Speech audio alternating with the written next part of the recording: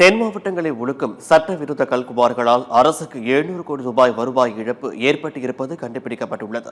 கல்குவாரி உரிமையாளர்கள் சம்பந்தப்பட்ட அதிகாரிகள் மீது கிரிமினல் நடவடிக்கை எடுக்க வேண்டும் என அறப்போர் இயக்கம் வலியுறுத்தியுள்ளது. தென் தமிழகத்தில் விதிகளை மீறி செயல்படும் கல்குவாரிகளால் ஏற்பட்டுள்ள சுற்றுச்சூழல் பேரழிவு, விவசாய பாதிப்பு, நிலத்தடி நீர்மட்ட சரிவு மற்றும் அரசுக்கு ஏற்பட்டுள்ள வருவாய் இழப்பு குறித்த விரிவான ஆய்வு அறிக்கையை அறப்போர் இயக்கம் அமைத்த சுயேட்சை நிபுணர் குழுவினர் வெளியிட்டுள்ளனர். டாக்டர் வி சுரேஷ் தலைமையிலான 5 பேர் கொண்ட நிபுணர் குழு கடந்த 10 மாதங்களாக திருநெல்வேலி, தென்காசி, தூத்துக்குடி, விருதுநகர் மற்றும் கன்னியாகுமரி மாவட்டங்களில் தீவிர கள ஆய்வு மேற்கொண்டு 400க்கும் மேற்பட்ட பக்கங்கள் கொண்ட அறிக்கையை வெளியிட்டு செய்தியாளர்களை சந்தித்தனர். டாக்டர் வி சுரேஷ் மற்றும் அறப்போர் இயக்க ஒருங்கிணைப்பாளர் ஜெயராம் வெங்கடேசன் ஆகியோர் அறிக்கையின் அதிர்ச்சி தரும் விவரங்களை விளக்கி பேசினர். ரிப்போர்ட் மூலமாக இந்த 4 மாவட்டங்கள்ல பெரிய அளவுல பாதிப்புகள் உள்ளாக்குறது மட்டுமல்ல, சட்ட ரீதியான பெரிய அளவுல வயலேஷன் நடந்திருக்கக்கூடிய நிலைப்பாடுகளை நாங்கள் வெளிக்கொண்டு வந்திருக்கோம்.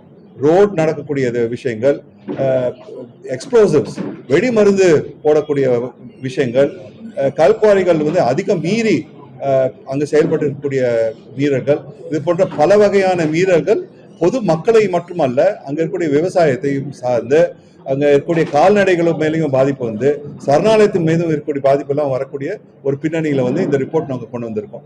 இது மூலமாக அரசாங்கத்தை கேட்கறது உடனுக்குடன் கவர்மெண்ட் என்கொயரி பண்ணி அது உண்மை என்று தெரிந்தால் அது தக்க நடவடிக்கை எடுக்க வேண்டும். உடனுக்குடன் அங்க அந்த இருக்கக்கூடிய குவாரிஸை க்ளோஸ் பண்ணணும்.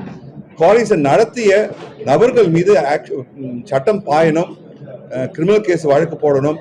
ரொம்ப முக்கியமாக இந்த மாவட்டங்கள்ல பல வருடமாக நடக்கக்கூடிய முறைகேடுகள் ஏற்பாடு செய்த உதவியாக இருக்கக்கூடிய அதிகாரிகள், மைனிங் டிபார்ட்மெண்ட் இருக்கக்கூடிய அதிகாரிகள் மீதும் சட்டம் பாயணும். அப்படி இருந்தால்தான் இந்த சட்டத்துக்கு ஒரு முக்கியத்துவம் வரும். அடுத்த கட்டத்துல இந்த மாதிரி மீறல்கள் நடப்பதற்கு பயமாக இருப்பார்கள்.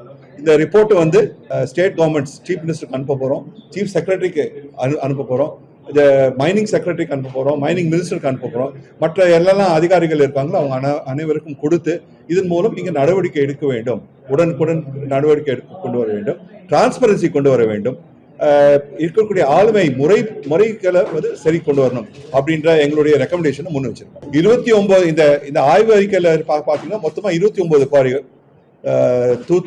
திருநெல்வேலி, அக்கம் பக்கத்தில் இருக்கக்கூடிய விருதுநகர், தூத்துக்குடி, தென்காசி இந்த மாவட்டங்கள்ல இருக்கக்கூடிய 29 குவாரிகள்.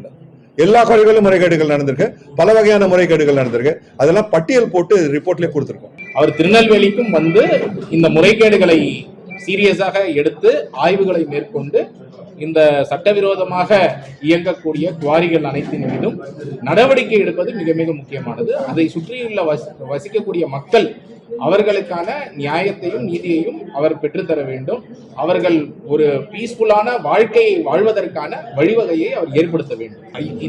இந்த அறிக்கையை பொறுத்தவரை நம்ம அந்த 29 குவாரிகள்ல என்னென்ன விதமான விஷயங்கள், பிளாஸ்டிங்லேருந்து, உதாரணத்துக்கு பெஞ்சிங்லேருந்து, டஸ்ட்லேருந்து பல்வேறு விதமான வயலேஷனை வெளிக்கொண்டு வந்திருக்கிறாங்க.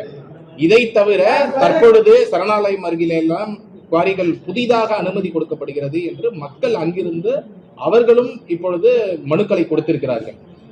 நம்ம என்ன கேட்கிறோம் அப்படின்னு சொன்னா, இவ்வளவு விதிமீறல்கள் இருக்கக்கூடிய ஒரு நேரத்துல ஒரு அரசாங்கம் புதிதாக நீங்க குவாரி அனுமதி கொடுத்துக்கிட்டே இருக்கிறீங்க.